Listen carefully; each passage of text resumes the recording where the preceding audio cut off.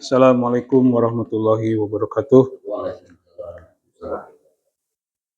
Innal hamdalillah nahmaduhu wa nasta'inuhu wa nastaghfiruh wa na'udzu billahi min shururi anfusina wa min sayyiati a'malina may yahdihillahu fala mudhillalah wa may yudhlil fala hadiyalah. Asyhadu an la ilaha illallah wahdahu la syarikalah wa asyhadu anna Muhammadan abduhu wa rasuluh. Allahumma shalli ala Muhammad wa ala ali Muhammad kama shallaita ala Ibrahim wa ala ali Ibrahim wa barik ala Muhammad wa ala ali Muhammad kama barakta ala Ibrahim wa ala ali Ibrahim innaka Hamidum Majid. Alhamdulillah, marilah kita panjatkan puji dan syukur kita kepada Allah Subhanahu wa taala atas segala nikmat dan karunia-Nya pada kita semua. Salawat dan salam marilah kita aturkan pada junjungan kita Nabi Muhammad sallallahu alaihi wasallam. Kita pada saat ini akan melanjutkan ya kajian kita, tadabbur kita terhadap ayat Allah Subhanahu wa taala, di mana kalau kita baca ayat-ayat Allah Subhanahu wa taala dalam Al-Qur'an ini merupakan petunjuk-petunjuk hidup yang akan membawa kebahagiaan, yang akan membawa keselamatan dan kesuksesan hidup baik secara pribadi maupun secara kelompok ya, atau sebagai sosial, sebagai masyarakat. Al-Quran ya, banyak sekali memberikan kunci-kunci kesuksesan. Di antaranya adalah bagaimana Al-Quran ya, di ayat-ayat yang kita baca atau yang kita tadabburi saat ini ya, memberikan satu konsep di mana hidup ini bukan hanya sekedar dunia saja ya, memberikan satu konsep kehidupan yang hakiki, yang sebenarnya, yang akan membawa keselamatan, kebahagiaan dunia dan akhirat, serta tujuan hidup yang utama, yaitu menghadap Allah Subhanahu wa taala, beribadah kepada Allah Subhanahu wa taala. Itu yang sebenarnya.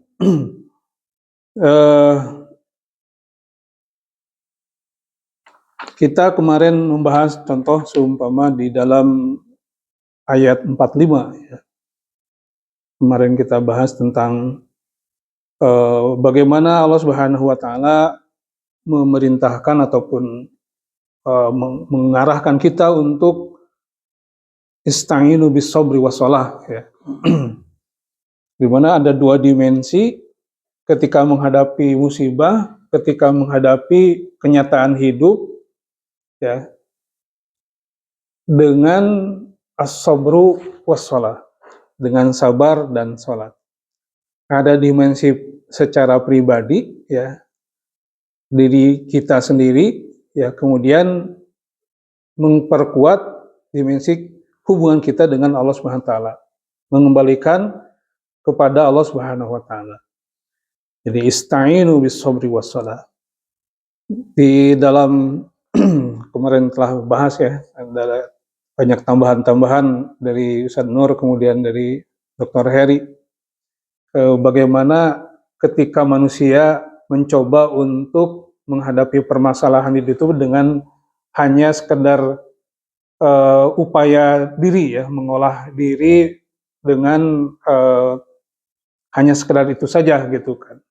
Itu akan mendapatkan kehampaan, akan mendapatkan ruang-ruang yang kosong, yang mana itu semua tidak bisa diisi kecuali dengan penguatan aspek spiritual ya, hubungan dengan Allah Subhanahu wa taala gitu. Dan itu mungkin bisa dilakukan oleh semua manusia kan gitu ya. Nah, itu. Tetapi tidak sempurna, tidak paripurna. Kalau kita dapatkan dari sisi aspek-aspek psikologi berdasarkan aspek pengetahuan berdasarkan pengalaman ya gitu Dok ya. Dengan pengalaman, kemudian dengan eksperimen yang dilakukan dari perilaku manusia, kemudian kejadian yang ada, maka di situ ada hal yang memang tidak bisa dieksperimenkan kan gitu ya, kecuali dilakukan, yaitu aspek bagaimana kita berhadapan ataupun kita berhubungan langsung dengan Allah SWT. Contoh seperti itu. Jadi sta'inu bis sabri was shalah. Nah, kemudian bahwa itu semua ya, wa innaha lakabiratun illa 'alal khashiyin. Bahwa salat ataupun as-sabru was shalah ini lakabiratun illa 'alal khashiyin, ya, akan berat kecuali bagi orang-orang yang khusyuk, gitu kan. Itu seperti itu.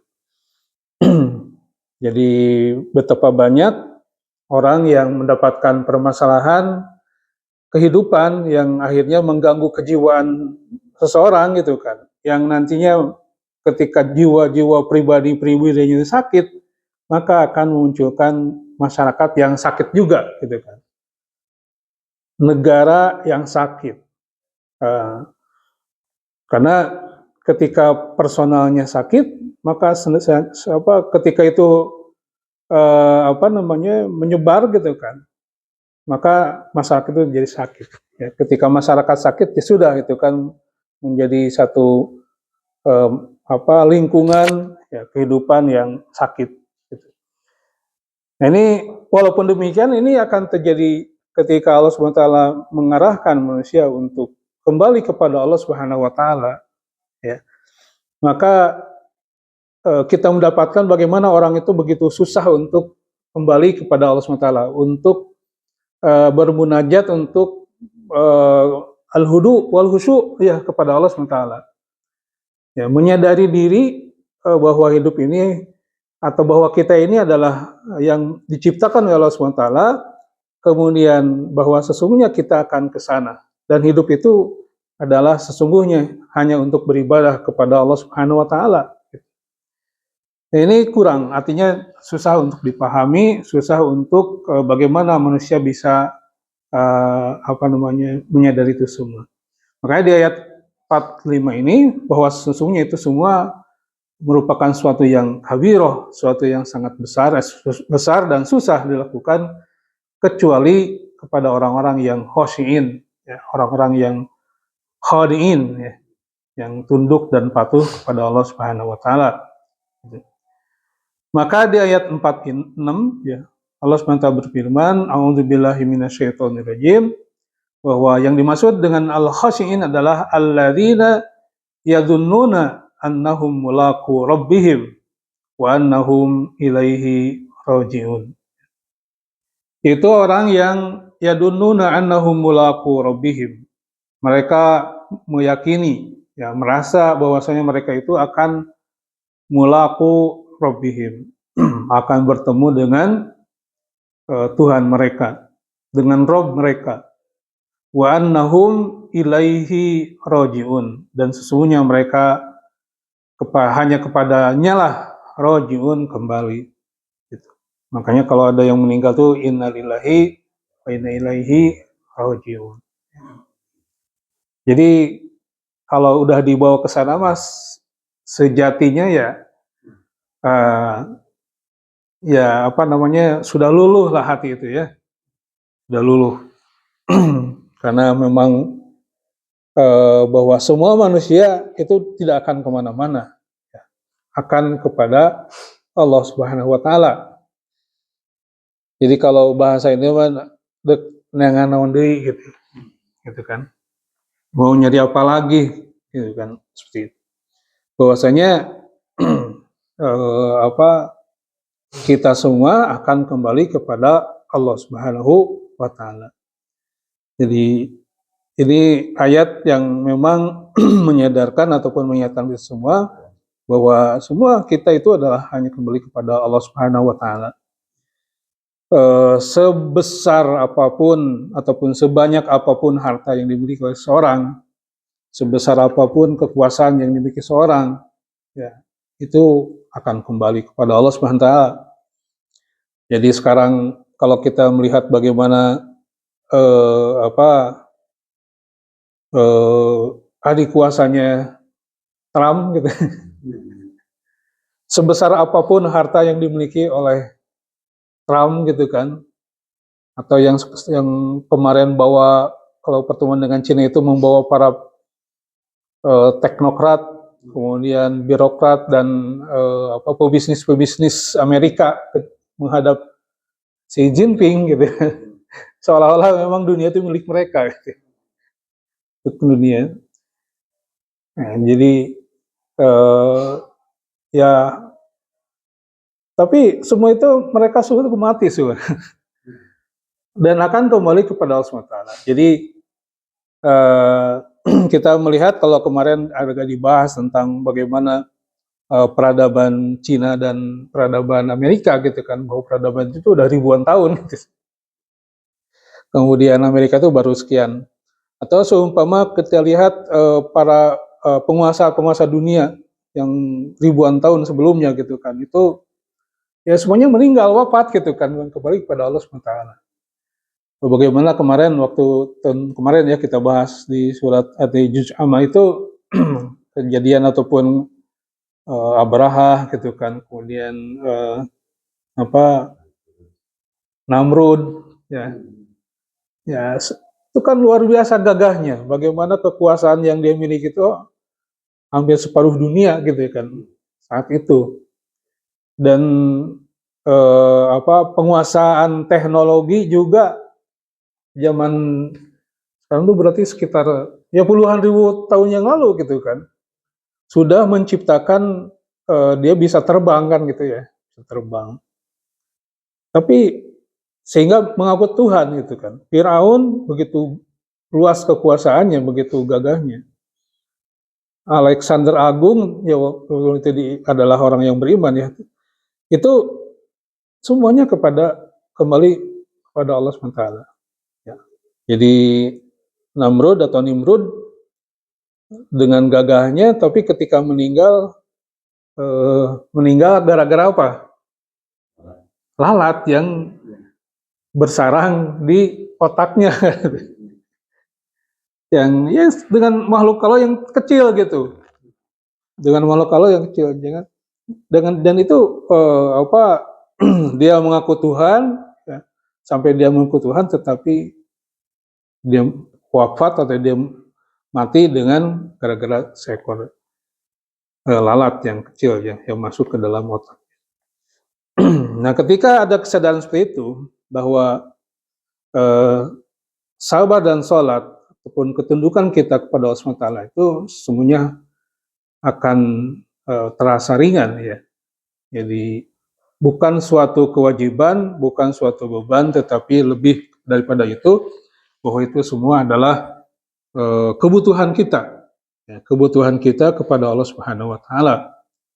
Makanya innaha lakabiratun illa alal khashiin, itu adalah suatu yang berat kecuali orang yang khusyuk, yaitu alladzina yadunnuna annahum mulaqu rabbihim. Jadi di sini Ibnu Katsir mengatakan yaqulu ta'ala amran abidahu fima ya'maluna min khairid dunya wal akhirah bil isti'anah bis sabri was shalah. Kemudian di sini katakan bahwa hadza min tamamil kalam alladzi qabalahu ayat an-salata la saqilatun illa alal khashiina alladzina yadununa annahum mulaqu rabbihim. Ay ya'maluna annahum mahsyuruna ilaihi yaumal qiyamah. Jadi kata Ibnu Katsir bahwa ini adalah hadza min tamamil kalam. Ini merupakan perkataan yang sempurna ya. Di mana ini mengarahkan bahwa salat itu adalah suatu yang sakilah, suatu yang berat. Illa alal khashiina, kecuali alal khashiin, kecuali kepada orang-orang yang khusyuk, yaitu alladzina yadunnuna annahum mulaqu rabbihim. Bahwasanya mereka merasa mereka akan bertemu dengan Tuhan mereka, mulaqu rabbihim. Jadi mereka ya'lamuna annahum mahsyuruna, bahwa mereka mengetahui bahwa mereka akan dikumpulkan ya menghadap Allah Subhanahu wa taala di hari kiamat. Jadi akan digiring kepada Allah SWT dan wa annahum ilaihi raji'un, bahwasanya mereka dikembalikan kepada Allah SWT. Jadi umuruhum raji'atun ila masyiatihi, bahwa urusannya itu dikembalikan kepada kehendak Allah SWT atau kekuasaan Allah SWT. Jadi sini dikatakan seperti itu. Nah, kemudian di sini yang dimaksud dengan ataupun mufasir menafsirkan bahwa kata yadununa ya itu bukan mengira, tapi lebih kepada yakin ya, meyakini. Itu orang-orang yang yakin bahwasanya mereka akan ketemu dengan mulaqu rabbihim. Jadi bahasa yang dipakai oleh Al-Quran di sini bahasanya adalah dengan bahasa rabbihim. Ya. Mulaqu rabbihim, bahwasanya mereka akan bertemu dengan Rabb mereka. Tidak dengan bahwasanya mereka akan bertemu dengan Allah gitu kan. Tetapi bahasa yang dipakai adalah Rabb ya. Itu Rabb itu kan lebih apa ya?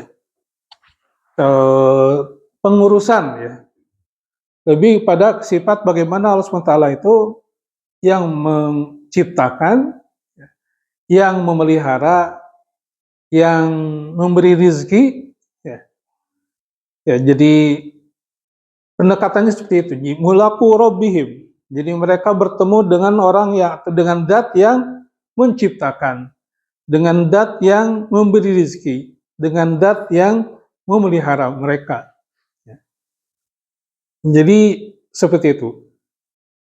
Jadi di mana di situ disentuh bahwasanya mereka hidup di dunia itu diciptakan. Jadi manusia itu diciptakan oleh Allah SWT.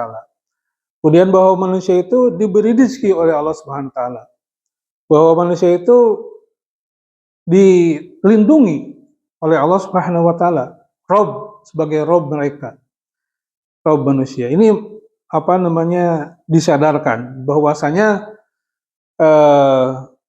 mereka diajak bahwa ketika mereka di dunia ini mendapatkan kekuasaan, maka sesungguhnya itu adalah pemberian Allah SWT. Bahwa sesungguhnya itu adalah ciptaan ataupun cobaan buat mereka dari Allah Subhanahu wa taala. Bahwasanya ada penguasa yang lebih besar, yaitu Allah Subhanahu wa taala, yang menguasa bumi dan langit, ya, seperti itu. Jadi yang dipakai adalah alladzina yadununa annahum mulaqu rabbihim, bahwasanya mereka akan bertemu dengan Rabb mereka. Jadi kalau manusia itu membangkang ataupun merasa berat untuk beribadah kepada Allah SWT karena dia telah merasa cukup dengan harta mereka ataupun dengan hartanya, merasa cukup dengan kekuasaannya, maka di sini mereka akan bertemu dengan yang lebih berkuasa, gitu kan. Mereka akan bertemu dengan yang lebih kaya, gitu. Jadi dimasukkan aspek ini. Jadi di sini bahasa yang dipakai adalah bahasa Rabb, ya, bukan dengan Allah SWT, tetapi bahasa Rabb, disadarkan tentang posisi mereka, keberadaan mereka dengan dunia ini, seperti itu. Kan ada orang yang ya artinya tidak mau tunduk pada Allah SWT itu karena merasa dia sudah cukup dengan harta, gitu kan, sudah cukup dengan kekuasaan mereka. Jadi seperti itu.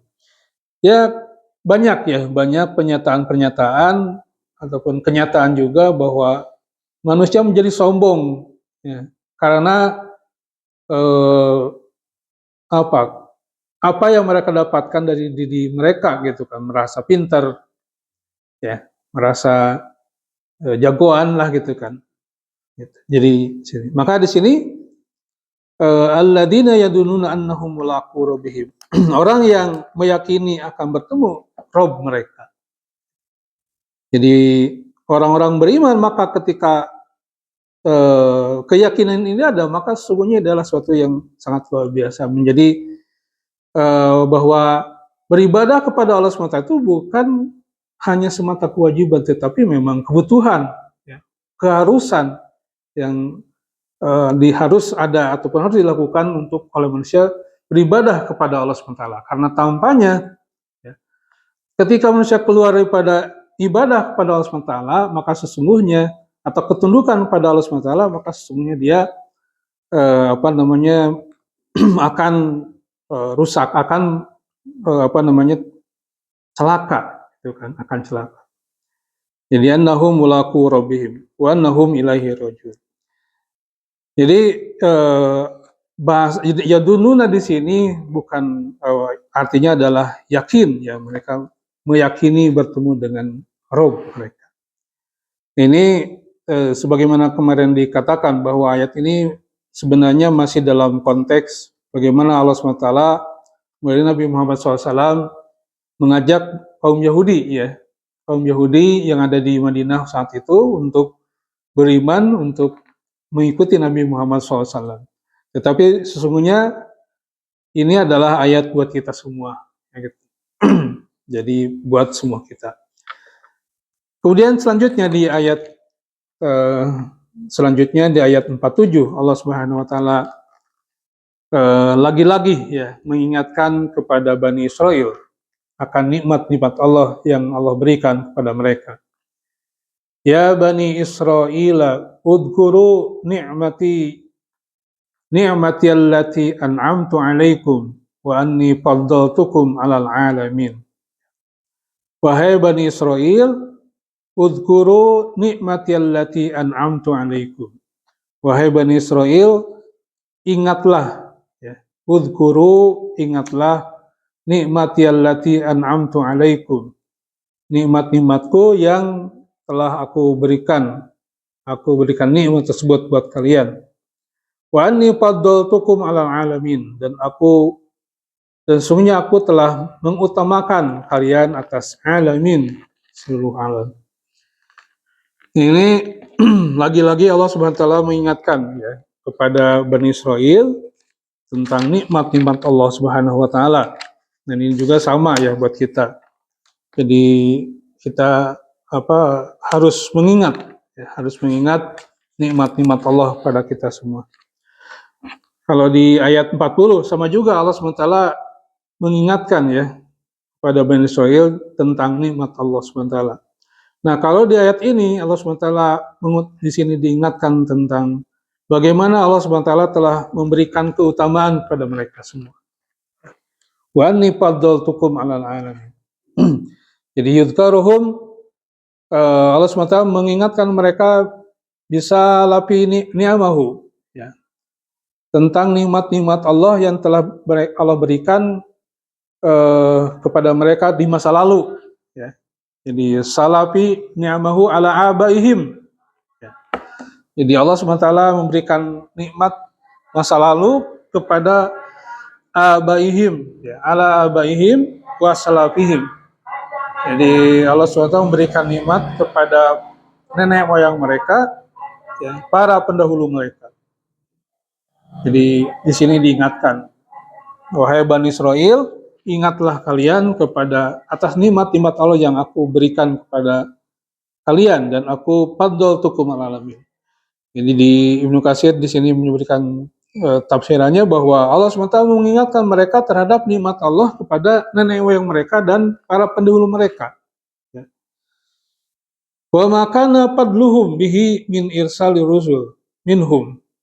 Jadi keutamaan mereka itu dengan diutusnya para rasul.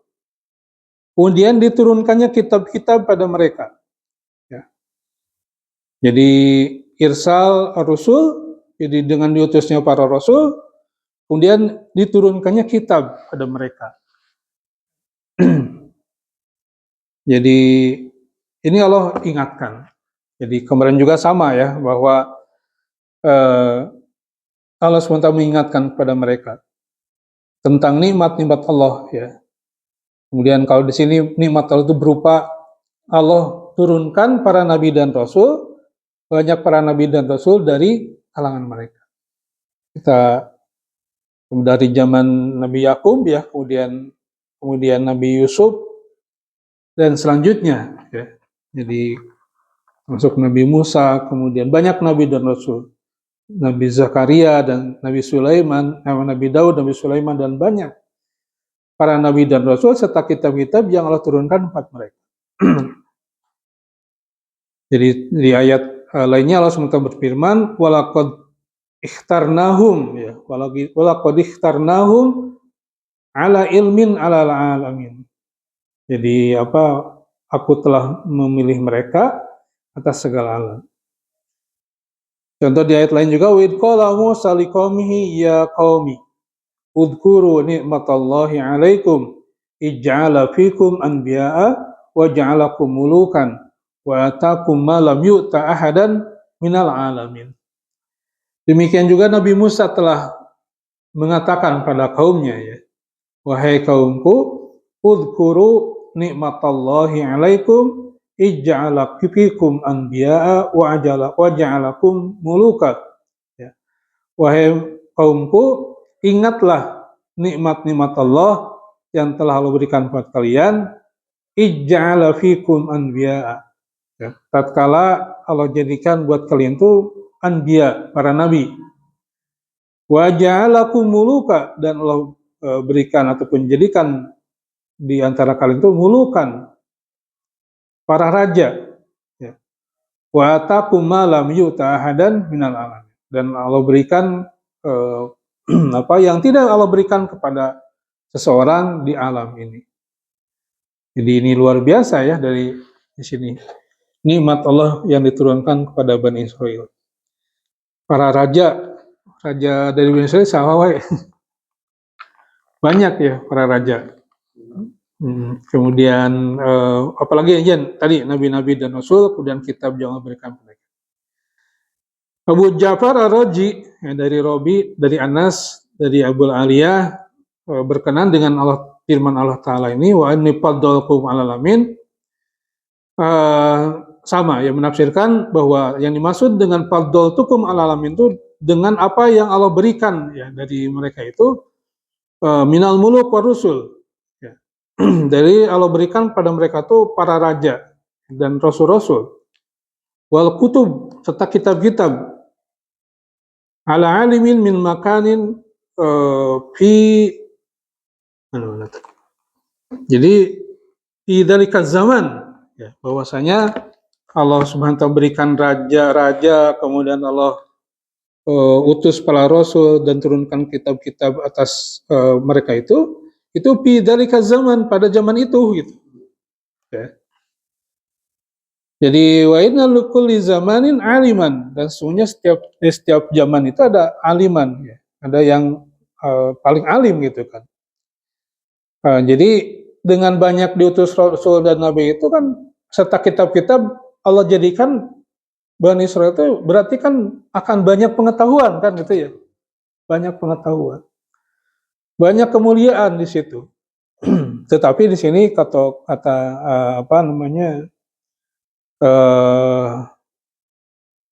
tadi siapa? Abu Ja'far Ar-Razi ya, bahwasanya ini zalika zaman, pada zaman mereka.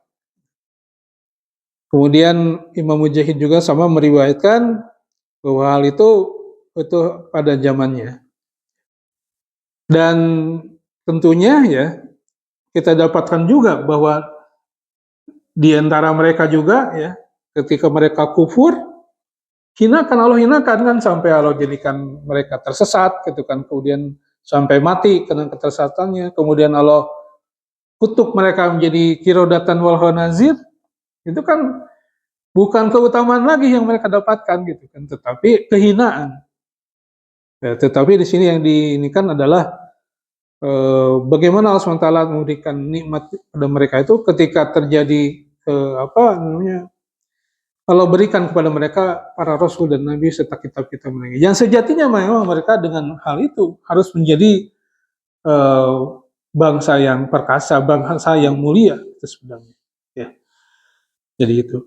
Jadi bangsa yang alim ya, yang bahasa yang paling tahu gitu kan, paling banyak mengetahui, alimun seperti itu. Nah, tetapi di sini bahwa sesungguhnya keutamaan itu pada masanya, gitu kan, pada masa itu. Ya. Kenapa? Karena di sini juga Allah SWT berfirman yang ditujukan kepada orang-orang beriman, yaitu kuntum khaira ummatin ukhrijat linnas ta'muruna bil ma'rufi wa tanhauna 'anil munkari wa tu'minuna billahi. Ya, walau amana ahlul kitabi lakana khairal lahum. Jadi kalian semua, ya, orang-orang beriman merupakan khairu ummah, sebaik-baik umat.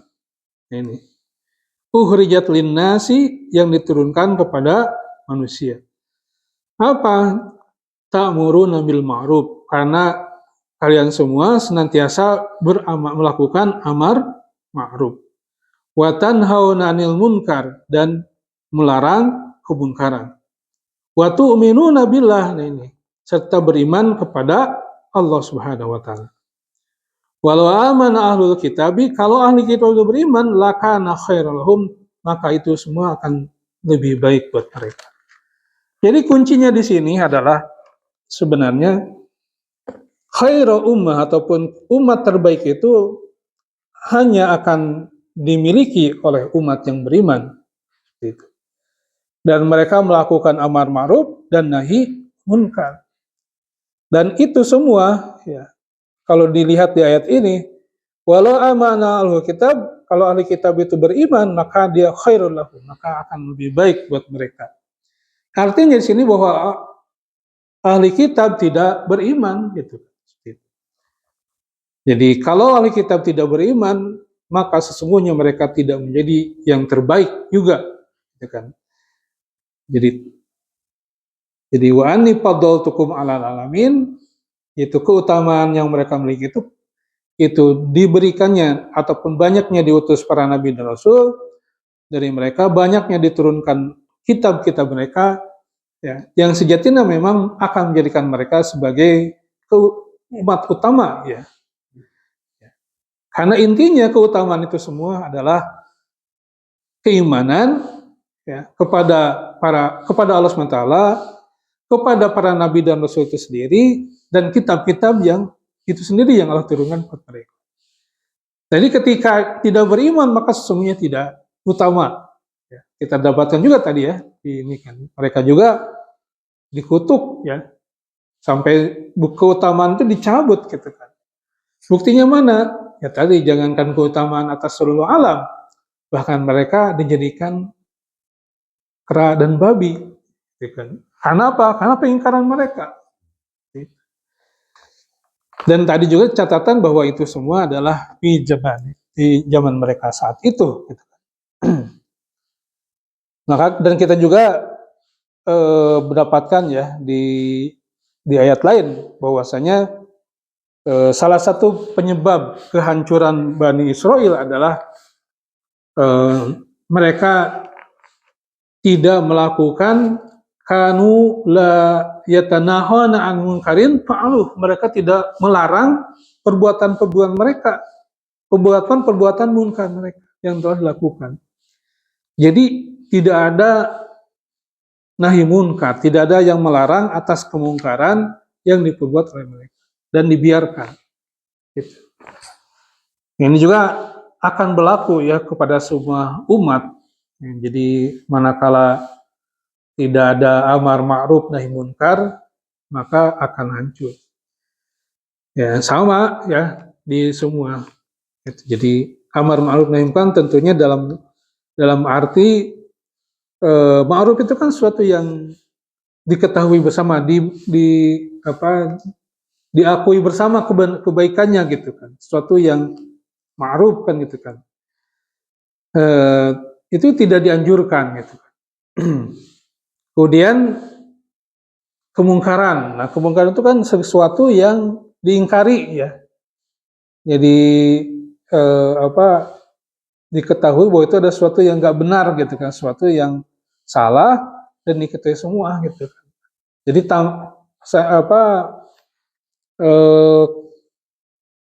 ibaratnya itu kalaupun tanpa ada keterangan, itu tahu itu jelek, gitu. munkar. Yang juga sama ya, kalau di kita juga bahwa kehancuran masyarakat itu ketika tidak ada amar ma'ruf nahi munkar. Tidak ada amar ma'ruf nahi munkar. Ada seumpama amar saja juga sama. Ya. Jadi memerintahkan kepada kebaikan gitu kan. Tapi tanpa ada pelarangan terhadap kemungkaran juga akan sama. Ya.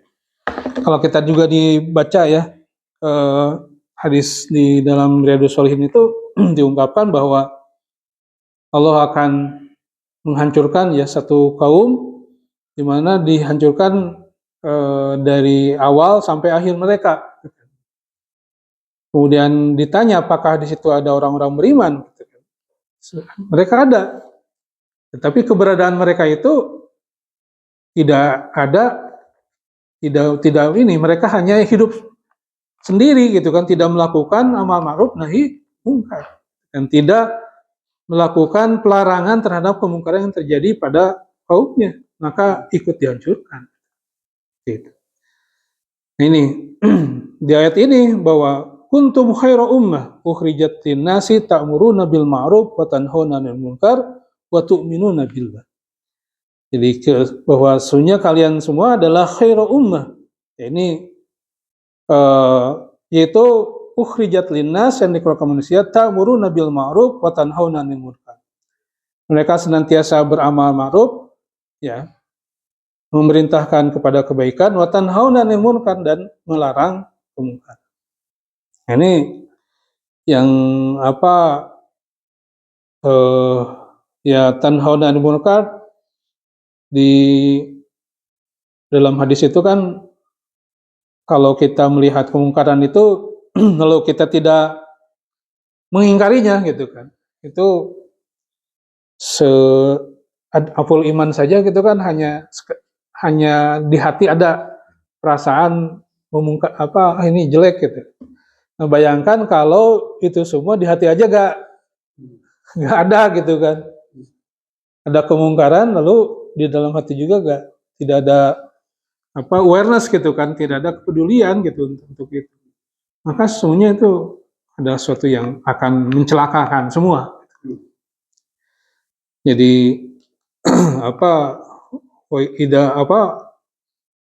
itu munkaron fal yughayyir biyadihi. Jadi apabila melihat kemungkaran maka rubah dengan tangan gitu kan. Jadi kalau tidak bisa dengan tangan maka setidaknya dengan hati, tapi itu apul iman ya. Ini normalisasi hal-hal yang seperti itu kadang di kita suka terjadi.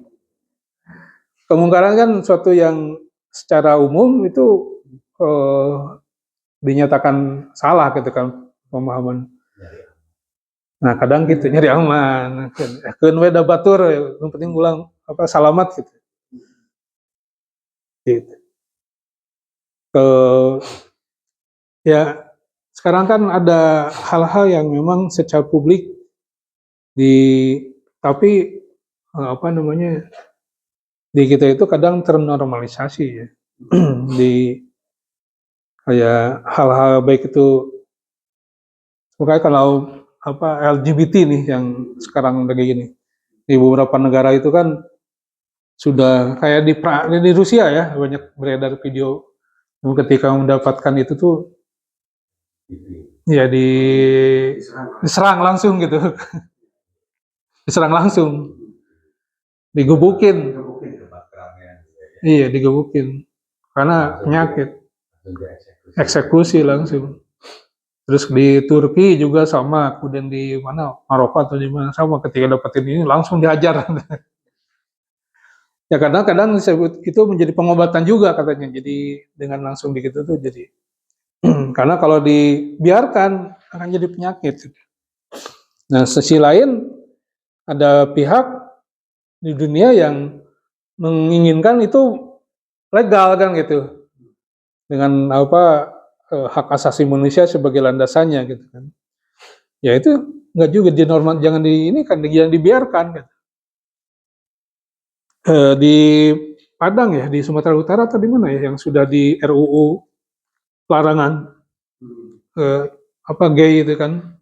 Apa istilahnya tuh kalau ada istilah netizen itu woti woti ya, woti. Jadi bahkan eh, ada sekarang itu yang dikhawatirkan bukan anak perempuan, justru anak laki-laki. Iya itu, makanya kita harus hati-hati. Ya dengan alasan apapun gitu kan, kemanusiaan segala macam. Itu bukan apa menyelamatkan kemanusiaan, justru merusak kemanusiaan gitu.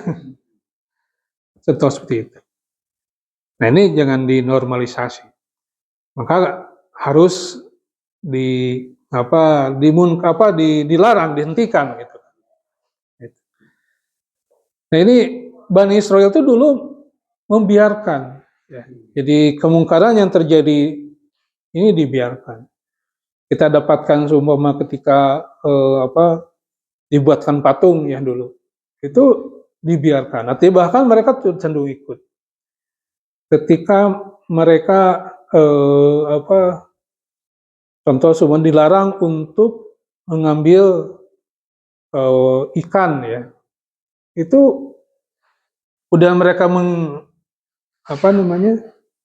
mensiasati dengan memasang jaring pada hari Jumatnya gitu kan. Mereka Sabtu ibadah, cuma mereka memasang jaring di hari Jumatnya dan Sabtunya akhirnya banyak ikan yang masuk ke dalam jaring itu gitu kan. Kemudian setelah ibadah diambil, sama aja kan gitu ya. Nah ini akhirnya mereka tadi dikutuk oleh Allah SWT menjadi bangsa kera, ya seperti itu.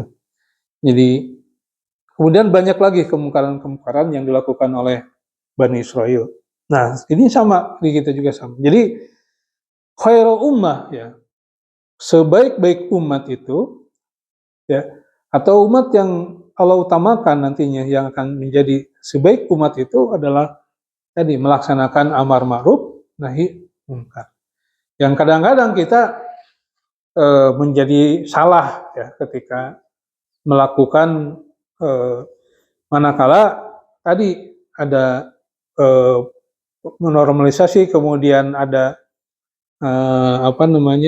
pemikiran-pemikiran, propaganda-propaganda dari pembawa kemungkaran itu, bahwa kemungkaran itu adalah, bahwa itu semua adalah suatu yang normal gitu kan, suatu yang memang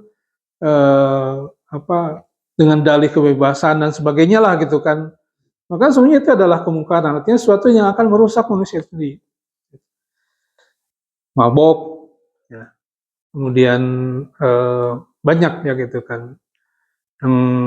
Kemaksiatan yang dilakukan di tempat umum juga kadang sudah berani mereka itu kan untuk melakukan itu semua. Jadi ya ini kalau tidak dilarang,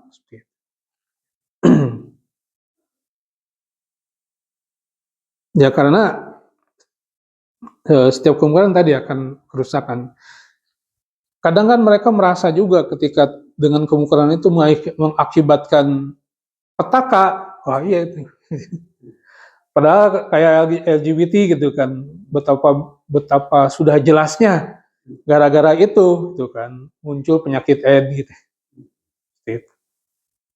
Jadi konon katanya di Bandung juga udah banyak sekali, banyak gitu kan. Jawa Barat, iya marak. Ini jangan sampai dibiarkan gitu kan. Ini tentunya untuk melaksanakan itu pemerintah sebagai yang memiliki amir ya, sebagai amir, dan ini harusnya menjadi pihak yang bertanggung jawab ya, yang paling utama ya. Penegak hukum ya, polisian ya, dan sebagainya itu adalah yang paling berhak ya dalam hal melakukan nahi munkar ini. Kalau amar ma'rufnya ya tentu harus ya, karena tidak akan tahu kalau tidak dikasih tahu gitu, maka tidak diperintahkan. Nah ini tapi sisi lainnya adalah mencegah kemungkaran ini yang menjadi sesuatu yang berat ya dilakukan. Kenapa ketika tadi melarang juga maka malah jadi korban kan gitu kan. Ketika melarang jadi musuh bersama ketika kemungkaran itu sendiri udah merajalela. Ini. Nah ini ada emak-emak waktu di mana ada berita di mana itu ada tempat perjudian lalu dari pihak kepolisiannya telat aja gitu untuk mengeksekusi akhirnya masyarakat sendiri menggeruduk gitu kan. Nah itu gitu ya jadi ini aneh gitu kan jadi bukan masalah perjudian kemudian judinya itu judi di sabung ayam atau apa gitu kan gaya-gaya masa lalu gitu zaman penjajah gitu kan itu sekarang masih tetap ada. Jadi kalau dibiarkan maka semuanya adalah sesuatu yang membahayakan. Terus apalagi yang kemarin marak itu ya, jadi perjudian, miras, kemudian eh, apa dan itu ini ya kemarin aja yang judo ya itu juga. Oh iya, 20 meter dari istana. Yang kemarin 450 orang ya 300 orang asing luar biasa. Ini merusak ya. Terus di mana yang kemarin di Jatinangor ya sampai ya tukang parkir aja sudah pakai itu gitu kan suntik kan ketika dia di dalam tasnya itu didapati jarum suntik. Aduh sampai gitu kan. Aduh jadi ini kadang kalau udah canduan atau apa ya mereka nggak bisa ini ya. Udah belum hal-hal yang lebih ini lagi ya, di mana contoh lah mungkin saya sendiri sih itu kemungkaran juga kayak karena ini mengganggu gitu kan. Siapa kenal potbrong gitu. Ya ya mau nggak mau itu kan memekakan telinga dan mengganggu orang gitu. Gitu. Di jalanan itu kan bebas aja gitu kan bahkan komunitas walaupun kayak RX kan sebenarnya nggak terlalu paldu nggak terlalu ini juga kan suaranya itu. Terus sekarang malah sengaja dibolongin gitu kan supaya lebih kencang ke ininya suara. Itu kan mengganggu bahkan bisa jadi membuat telinga kita sakit kan gitu ya. Atau seumpama yang jantungan digeber gitu kan pakai plong itu. Kalau saya, aduh ini harus dihentikan dan memang melanggar kan gitu. Udah ada aturannya untuk tidak menggunakan knalpot bising kan gitu ya. Ini marak gitu jadi marak bahkan jadi tren gitu kan. Ada video seorang anak ya belasan tahun marah-marah ke ibunya sampai nangis-nangis. Pastinya kan pengen motor seperti itu gitu. Aduh, padahal itu ya udah mengganggu gitu kan udah bisa menjadi orang sakit dan lingkungan berisik kan gitu ya. Jadi dan udah ada larangan gitu kan. Perda ataupun ini untuk tidak menggunakan knalpot bising kan gitu ya sudah ada larangan. Ya mungkin negara kan. Jadi kan landasannya itu apa? Kelihatannya negara masih berlindung bahwa kita ini untuk seluruh agama. Iya. Seluruh agama. Ya. Jadi kan kalau memang menegakkan hukum Islam, ya kalau mencuri kan potong tangan. Iya. Ya artinya kan kelihatannya negara masih berlindung bahwa ini kan demokrasi. Demokrasi kan artinya yang salah dan yang tidak salah itu ditetapkan oleh hukum manusia. Oleh hukum manusia. Jadi misalnya alkohol kan tidak semua agama melarang. Yeah. Jadi kan kalau mau itu dijadikan pasal atau apa gitu kan, itu mau berdasarkan apa gitu. Yeah. Jadi kelihatannya masih maju mundurnya di situ kelihatannya. Ya bisa jadi itu. Nah, kayak judi kan nggak semua agama larang. Tapi konon katanya dilarang juga di agama. Ya bisa nggak tahu lah. Ya. Jadi yang akan ya apa, walaupun masyarakat misalkan itu perampasan aset, itu aja kan nggak diundang-undangkan. Jadi itulah tergantung dari mana ini negara ingin melindungi gitu. Sebenarnya dengan hukum positif lah misalnya bahwa ini akan berdampak buruk. Kan? Sebenarnya itu bisa dijelaskan. Ini dampak buruknya sehingga, tapi kan ke arah situ pun tidak gitu ya, belum gitu ya. Judi ini dampak buruknya ke arah situ pun tidak gitu. Sehingga pelaku judi ini apakah disebut korban? Nah, apa disebut pelaku kejahatan? Karena dia merugikan yang lain kan, di sini juga masih sumir. Gitu. Jadi ya mungkin di situ permasalahan. Bisa jadi. Jadi ada negara, ada pemuka agama ya dari sisi moralitas. Kalau dari sisi hukum mungkin masih belum tegas, ya mungkin dari masyarakat dan pemuka agama yang ya itulah kelihatannya masih harus jalan. Maka tadi imam-imam muncul adalah karena ini mah dorongan moralitas, karena dorongan hukumnya belum seperti itu. Ya ada beberapa seperti itu. Ya sebenarnya kalau dalam hal tadi kemungkaran itu lebih universal gitu kan, bahwa itu adalah sudah dan itu bentuk kejahatan gitu kan, jelas, dan itu diakui oleh semua. Nah, sebenarnya seperti itu, cuma memang tadi ada kepentingan, kemudian akhirnya pertimbangan alasan ini tidak menyangkut perbedaan keyakinan lain, jadi alasan kan gitu ya. Padahal sebenarnya kalau dilihat juga semua agama juga melarang itu sebenarnya. ada kaidah umumnya gitu kan, semua tentang kemaslahatan. Dan itu harusnya harus jadi penguat harusnya ya untuk ditindak.